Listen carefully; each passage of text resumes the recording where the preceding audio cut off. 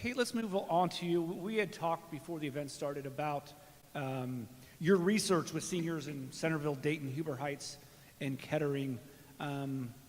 What did your research show are some of the biggest issues facing seniors in this region?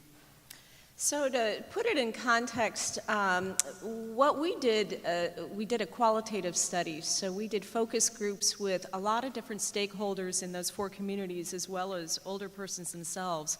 So we talked to people 65 and over, we talked to volunteers, information providers, first responders, and others. And so there were a couple big things that came out which are not different than other communities in the US and really in other places around the world.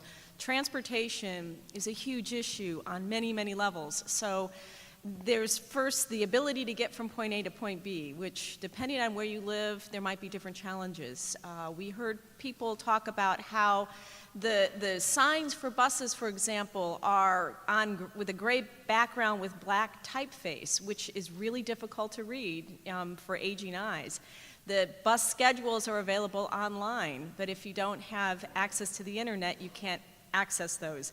If you call the number and you have a subsidized phone and you are put on hold, then that means that you might have to make a choice between finding out what the bus schedule is or calling your doctor or somebody else. There might not be a safe place to wait for the bus. There might not be a covered area. There might not be a crosswalk. So even if you get beyond just the bus, think about Uber. Okay, so maybe you have enough money for Uber or a taxi, but the increasing number of people who live alone, the phenomenon, of course, in countrywide, a lot of times you need to have somebody with you for a procedure. So colonoscopy, maybe you're having your eyes dilated.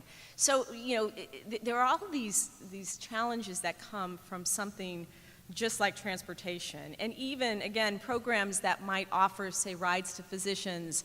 Sometimes they pick you up 4 hours early, and then you have to wait, and there's no place to wait. Or maybe you have to wait 4 hours after your appointment. So transportation is a problem, I think, that all communities face.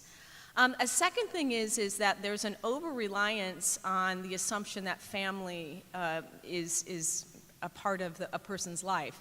A lot of people we talk to, and regardless of socioeconomic status, didn't want their family involved. In fact, that led to an over-reliance on first responders for things that first responders really didn't need to be doing because of the fear of being removed from their houses. So we saw people calling first responders for minor things that weren't emergencies because people needed something else, but they didn't want their children to become involved because they were afraid that they were going to be put in a nursing home. I mean, the fear of relocation and losing one's home could lead to a lot of things. And then families often weren't people that were perceived as folks they could trust. So we heard a lot of things about, grandchildren and taking medications or, strained relationships. So that idea that family will be there is something that, in fact, when one focus group, much to the chagrin of my students, the students had asked, well, what about family? And the focus group burst into laughter and said, oh yeah, that's a great one,